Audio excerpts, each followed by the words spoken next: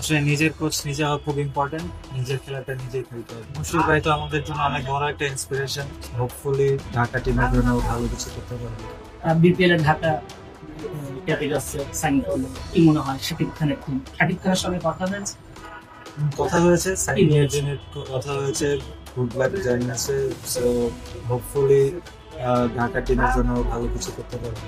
আর মুশফিক আসলে ইয়াংদের জন্য একটা ইন্সপিরেশন কিনা, কারণ এই বয়সেও তিনি ফিটনেস নিয়ে যা কিছু করেন, ওভারঅল আসলে এই বিষয়টা নিয়ে অবশ্যই ইন্সপিরেশন। তার ওয়ার্ক এথিক্স, মুশফিক ভাইয়ের এভরিথিং, প্র্যাকটিস, এভরিথিং সবকিছুই অনেক বড় একটা ইন্সপিরেশন। তার ওনার স্ট্যাটস সেটা বলে।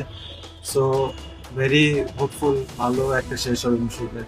প্রথম বাংলাদেশি ক্রিকেটার হিসেবে মুশফিক ভাই ১৭তম টেস্ট খেলতে যাচ্ছেন, মানে বিগ অ্যাচিভমেন্ট। মানে আপনি এটাকে আসলে কিভাবে জাজ করছেন? মুশফিক ভাই তো আমাদের জন্য অনেক বড় একটা inspiration. So best wishes Mushfiq ভাইয়ের জন্য। আজকে দেখা হয়েছে জিমে। সো ইনশাল্লাহ মুশফিক ভাইয়ের একটা ভালো একটা শেষ আমরা দোয়া করি। কোন জায়গায় আসলে ইমপ্লিমেন্ট করেছেন?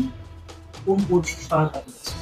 সবাই হেল্প করেছে। আমার মনে হয় যেখানে ছিলাম ক্যাম্পে, বিসিবির ক্যাম্পে যখন যেখানে ছিলাম, বাবুল স্যারের সাথে আলাদা, ডোমেস্টিক টিমে সোহেল স্যারের সাথে ছিলাম, আলাদা মাস্কোতে প্র্যাকটিস করছি সালাউদ্দিন স্যারের সাথে অনেকদিন। তো আমার মনে হয় যেখানে যেখানে গেছি চেষ্টা করছি মানে নিজেকে ডেভেলপ করার, যেখানে ফোকাস মানে যেখানে সুযোগ পাই ডেভেলপ করার চেষ্টা করতেছি। আসলে নিজের কোচ নিজে হওয়া খুব ইম্পর্টেন্ট। নিজের খেলাটা নিজেই খেলতে হবে। আজকের এই অবস্থানে দাঁড়িয়ে ২১ সালের সাথে পার্থক্য কি করবেন? ওই সময় কি ঘাটতি ছিল, এখন কতটা পরিপূর্ণ হয়েছে? কি মানে উইকনেস নিয়ে আসলে এরকম সব অনেক জায়গায় থাকে, এখনো অনেক জায়গায় আছে, বাট নিজের স্ট্রেংথ নিয়ে খেলার চেষ্টা করি। আমার যেটা স্ট্রেংথ ওটাই ব্যাক করার চেষ্টা করি, আর কিছু না। কত আগের কি হয়েছে ওটা নিয়ে ভাবি না, ফিউচার নিয়ে ভাবি না, প্রেজেন্টে থাকার চেষ্টা করি। তাই ফ্র্যাঞ্চাইজি ক্রিকেটে বাংলাদেশিদের নিয়েও আগ্রহ বাড়ছে, এই বিষয়টা আসলে কিভাবে দেখছেন? না, ফ্র্যাঞ্চাইজি ক্রিকেট আসলে অনেক ইম্পর্টেন্ট আমাদের খেলার জন্য। আপনি দেখতে পারেন আফগানিস্তান টিমে সবাই অনেক এস্টাবলিশ ফ্র্যাঞ্চাইজি ক্রিকেটে। তো আমার মনে হয় এখন বেশ কিছু প্লেয়ার আমাদের ফ্র্যাঞ্চাইজি ক্রিকেটে রেগুলার হচ্ছে। সো এটা আমাদের ক্রিকেটের জন্য অনেক ইম্পর্টেন্ট।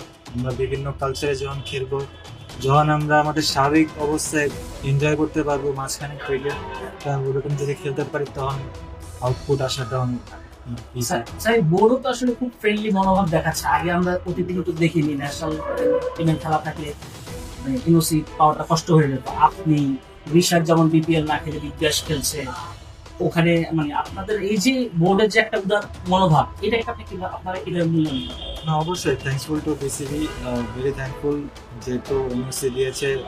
আর আয়ারল্যান্ড সিরিজের আগে নর্মালি ফুল টুর্নামেন্ট খেলতে পারবো না, বাট হাফ এনওসি দিয়েছে। So very thankful. ভালো একটা প্র্যাকটিস হবে আমার জন্য আয়ারল্যান্ড সিরিজের আগে।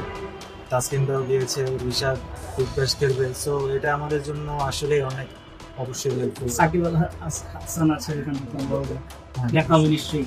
অবশ্যই দেখা হলো, অবশ্যই না, অবশ্যই যেটা বলছি যে লাস্ট কিছু টুর্নামেন্ট খেলতে পারছে আলহামদুলিল্লাহ। T20 আপনার গ্লোবাল টুর্নামেন্ট 2টা খেলছি। বিপিএল এ আপনার লাস্ট কয়েক বছর ধরে সুযোগ পাচ্ছি নিয়মিত। তো এই ফ্র্যাঞ্চাইজি টুর্নামেন্ট খেলে নিজেকে ডেভেলপ করতে পারছি আলহামদুলিল্লাহ। আমরা নতুন একটা সাইটকে আবিষ্কার করলাম ভাই ভিন্ন ভাবে হ্যাঁ সাইটকে সবাই চিনত, নতুন ভাবে আবিষ্কার করলাম। এই বছরটা সাইফের জন্য খুব ভালো যাচ্ছে এবং বাইরে ফ্র্যাঞ্চাইজি খেলতে যাচ্ছে। কেমন উৎসুকতা, কেমন অনুভূতি? না, ওরকম স্পেসিফিক্যালি কিছু না। লাস্ট 2-3 বছর যে খেলাটা এক্সপিরিয়েন্স গেইন করেছি, তো সেটাই জাস্ট একটা আউটপুট। তো আমার মনে হয় যত খেলতে পারবো তত এক্সপিরিয়েন্স বাড়বে। আর নিজের প্রসেসটা ঠিক রাখার চেষ্টা করবো। কষ্ট করলে অবশ্যই আল্লাহ দিবেন।